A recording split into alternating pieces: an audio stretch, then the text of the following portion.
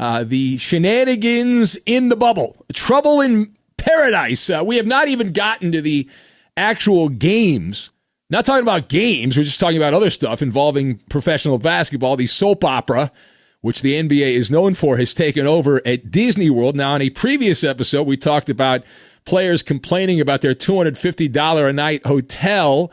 The NBA also trying to make things as enjoyable as possible, brought in 3 DJs to entertain the NBA players. One guy showed up, Dwight Howard, but now we go further into the abyss, right? You probably remember, if you've been paying attention to this kind of stuff, that the NBA set up an anonymous hotline. Now, you remember that, right? Yeah, okay.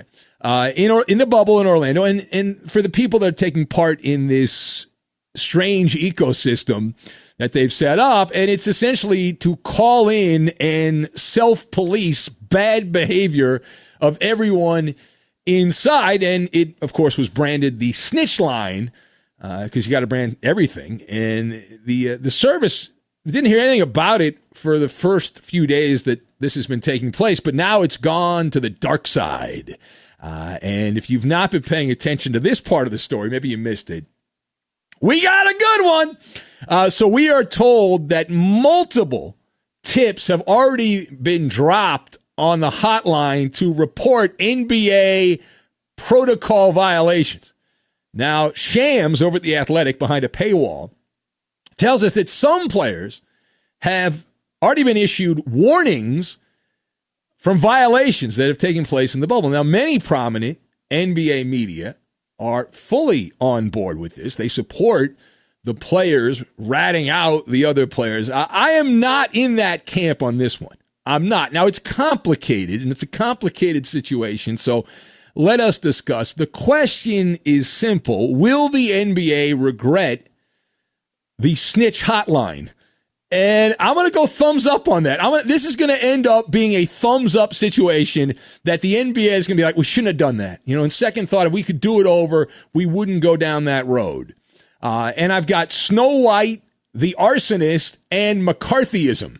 And we will combine all these things together, and we'll make a Maller monologue in about 10 minutes or so. Now, to lead off with, this type of story is inevitable, right? We goofed around about this when we first heard of the anonymous hotline, this nefarious plan when it saw the light of day. You knew this outcome was a stone cold lock.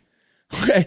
The surprising part is that we haven't even started playing the games yet, and already the whistleblowers have come out of the woodwork like cockroaches.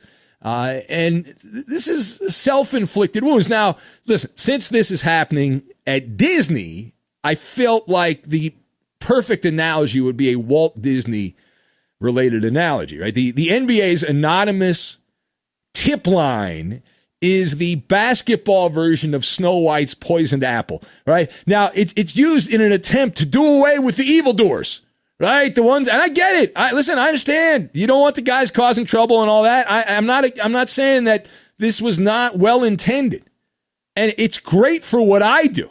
So selfishly, I'm very happy that this is going on. I don't work in the NBA. I'm not going to go to any bubble. So for me, I'm just observing. I'm rubbernecking. I'm driving down the highway. There's a 16-car pileup, and I'm looking at the damage is what I'm looking at. And so it's good. The narratives are going to be endless on this. I would say, though, all things being equal, it's a bad look for the NBA. You have active players who are already dropping a dime on other players. Stars and no-names selling each other down the river, which creates a high level of toxicity in the bubble. Now, furthermore, so I get it. The NBA, they're trying to thread a needle. It's not easy to thread a needle with this hotline. And again, they had the greatest of intentions. I believe that to be true. They wanted to create the safest environment they possibly could, pull out all the stops, blah, blah, blah, blah, blah, check all the boxes. But in trying to check all those boxes, they have created this weird dimension that is encouraging the police state, right? Nobody wants to work in an environment like that. Now, you should not have to look over your shoulder. And you say, well, if you do everything right, you don't have to worry about it. And I understand that argument, but this has all the ingredients to develop into a combustible situation. Adam Silver is working as an arsonist holding the lighter fluid because you're going to have this acrimony play out in the games on the court. That's only part of the problem.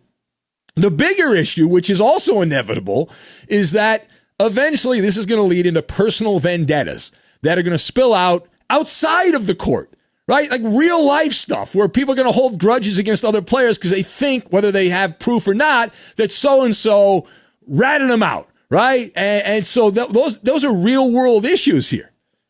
So you have to strike the right balance. And listen, if guys fall for the Instagram booty model honey trap, that's on them. If they order the ham and cheese hoagie and get it delivered on Postmates, and then they go and they pick it up and they broke protocol of the quarantine and all, they should be admonished. The problem, though, is not that. The problem is that people are going to take advantage of this. You're going to have false positive reports, meaning that some of the more Machiavellian figures in the NBA are going to use this to their advantage. And, take a guy like LeBron James. LeBron's a cunning type of guy, right? Wouldn't put it past LeBron to make some kind of false claim, because we all know the Lakers cannot beat the Clippers in a 7-game series head-to-head. This is the people's team. It's their year. It's their championship. All they have to do is go pick it up. But the NBA then, they waste resources investigating. So, like, just say hypothetically, we'll play out this scenario where LeBron calls the hotline and says, hey, I saw LeBron, and he wasn't wearing a mask, and he went and he picked up like a box of food from a delivery guy, and he didn't wash his hands after. And then the NBA is like, all right, we're going to investigate. We're going to spend some resources, waste some resources investigating. Kawhi, then, do they immediately suspend him? Do they put him in possible quarantine to confirm it? Do they go to the video cameras to see if LeBron's telling the truth? This whole fiasco reminds me of a part of my radio career. Early on in my radio career, I was working at a station, and there was some disharmony at the radio station. And our program director at the time had this brilliant idea. He said, you know what we're going to do? We are going to put a suggestion box in the newsroom. And any of you idiots that work at this radio station, it's completely anonymous. Any complaints you have about the radio station or your other employees, you just put that in the suggestion box. Now, I was early in my career. I didn't really know much, neophyte. But I was told by one of the other veteran radio guys, do not put anything in the box. Don't do it. Well, one of the people that worked at the station slipped a note in the suggestion box, okay? And hand to God, all right, hand to God, that program director called every one of us into his office and interrogated us until he found out who wrote the note trashing the radio station, and then the guy was fired. So that's just using that as an example. That's how I relate to this. So the last thing here, the final layer of the crummy cake is the keyboard investigators. And do not undersell this. Do not undersell this, right? This is opening up a hornet's nest is what it is. You have a wild goose chase going on right now with internet sleuths who are trying to figure out who the NBA players are that complained about their other NBA players. Now, this is also bound to happen, and I'm relatively confident that we will find out some names, or at least the finger will be pointed at certain players. I think there's a 70% chance. Now, Woj is on suspension. How upset is Woj? This would have been his story. Shams got him. Shams got him because Woj got suspended for saying F you to a politician. Bad job by him. But anyway, so I'll set the odds at 70% that we will see some players named for snitching or ratting out some other players. This is an around-the-clock contest on social media to dabble in a form of doxing, right? It's a form of doxing for bad behavior and basketball McCarthyism and all that. The dirty tricks and character assassination But I'm more worried about the unfair allegations because that is the part of the story that is going to cause a whole lot of problems, for the NBA. And at some point, that's going to happen.